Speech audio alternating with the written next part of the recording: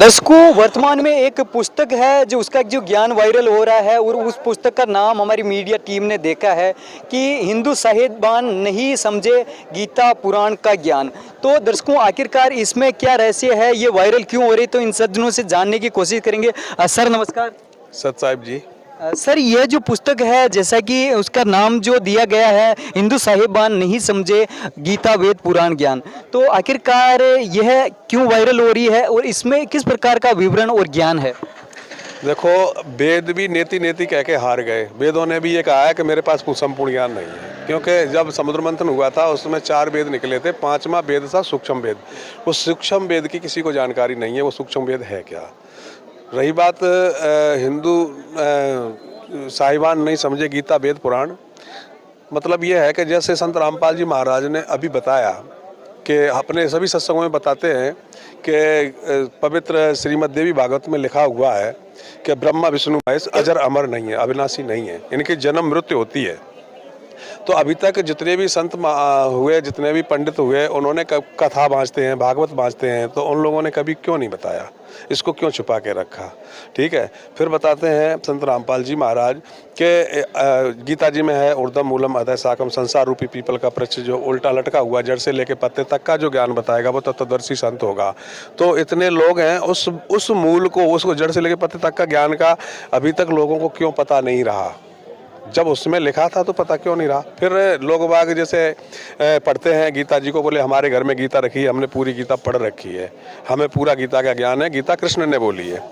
गीता जब कृष्ण ने बोली है तो फिर ये जो कहा है कि गीता जी अध्याय 11 श्लोक 32 में कि हे अर्जुन, मैं काल हूँ, सबको खाने के लिए आया हूँ, मैं ब्रह्मलोक में रहता हूँ और मेरा ओम नाम है, स्पष्ट करा हुआ है। फिर उसी ने कहा है तत्वदर्शी संत में जाओ और भली भांति दंडवत प्रणाम करके और उनसे नाम दीक्षा लो, वो तुम्हें परमात्म तत्व के बारे में बताएंगे। तो फिर आज दिन तक ऐसा संत कोई क्यों नहीं हुआ जिसका वो बता देता। अब जैसे गीता जी में है ओम तत्सत इति निर्देशे त्रिविधे सुमृते, ओम तत्सत मंत्र दे रखा है। तो ओम तत्सत मंत्र जो है तो वो 3 विधि से सुमरन होता है उसका, और वास्तव में जो गुप्त है ओम तत्सत मंत्र है लेकिन गुप्त है, उसका जो विस्तार से बताने वाला तत्वदर्शी संत होता है जी। तो अब तक ओम जो नाम है, ओम का जो जाप है, उसको सर्वश्रेष्ठ माना जाता है। संत रामपाल जी महाराज जी इससे भी आगे कोई विधि बताते हैं या यही पर ओम नाम तक ही सीमित है? संत रामपाल जी बताते हैं, जब गीता ही बता रही है ओम तत्सत 3 मंत्र बता रही है, पहले ओम बता रही है, उसके बाद में उससे बड़ा तत्, फिर उससे भी बड़ा सत्य। जैसे कहते हैं राम नाम सत्य है, तो वो सत्य क्या है, उस सत्य के बारे में संत रामपाल जी महाराज बताते हैं। जब तक वो सत्य का पता नहीं लगा पाओगे, सतनाम नहीं मिलेगा जब तक आपको, तब तक आपको मोक्ष हो ही नहीं सकती। क्योंकि तो क्या अन्य संतों के पास ये आप जैसा कि तत्व और सत्य आगे की जो विधि बता रही हो, अन्य संतों के पास नहीं है? अन्य संतों के पास होता तो बताते ना, सामने आ जाते संत रामपाल जी महाराज के सामने, बोलते कि भाई मैं भी यही मंत्रों को दे रहा हूँ और आप भी दे रहे हो, और हमारे और आप में, आपके मंत्र में, आपके ज्ञान में कोई अंतर नहीं है। सामने आके बोलना चाहिए ना, कोई तो आए बोले तो सही।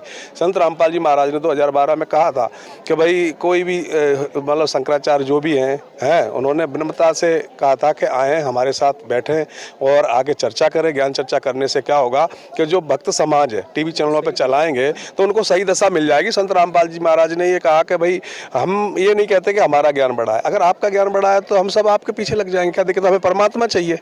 तो क्या लोगों को जो ये किताब वायरल हो रही है उनको पढ़नी चाहिए, उनको सही दिशा मिलेगी?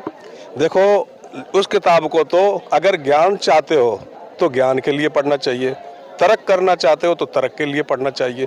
आप जिस भी भाषा में उस पुस्तक को पढ़ोगे मिलेगा ज्ञान ही, तो उस पुस्तक को तो पढ़ना ही चाहिए, चाहे किसी भी भाषा में आप पढ़ना चाहो। आपके अंदर तर्क है, संत रामपाल जी महाराज अगर गलत ज्ञान दे रहे हैं तो उसके अंदर आप कमियां निकालो कि भाई इसके अंदर ये कमी निकाल दो कि भाई ये कमी है इसके अंदर, ये इन्होंने गलत लिखा है, इसलिए पढ़ना चाहिए। दूसरी बात इसलिए पढ़ना चाहिए, अगर आपको आत्म कल्याण करवाना है तो उस पुस्तक को पढ़ना चाहिए कि भाई ऐसी क्या पुस्तक में खासियत है जो हिंदू साहिबान कोई समझ ही नहीं पाए, और ऐसा ज्ञान संत रामपाल जी महाराज ऐसा क्या लिख दिया इसके अंदर जिसको पढ़ना बहुत जरूरी है। एक समाज के लिए बहुत बड़ी बात है कि उस पुस्तक को पढ़ना कितना जरूरी, समाज को सोचना चाहिए कि जिसको परमात्मा की प्राप्ति करनी है, जिसको परमात्मा चाहिए, शारीरिक जो परेशानियां हैं, मानसिक है, आर्थिक, ये सभी परेशानियां दूर होती हैं परमात्मा की भक्ति करने से। इसलिए लोग भक्ति करते हैं। भक्ति करने का मतलब होता है कि हमारे परिवार में खुशहाली रहे, हम बीमार ना हो, दुखी ना रहें, किसी प्रकार की परिस्थितियों में हम परेशान ना हो, और हमें भगवान हमारे साथ रहे और हम सत भक्ति करें जिससे हमारा मोक्ष प्राप्ति भी हो।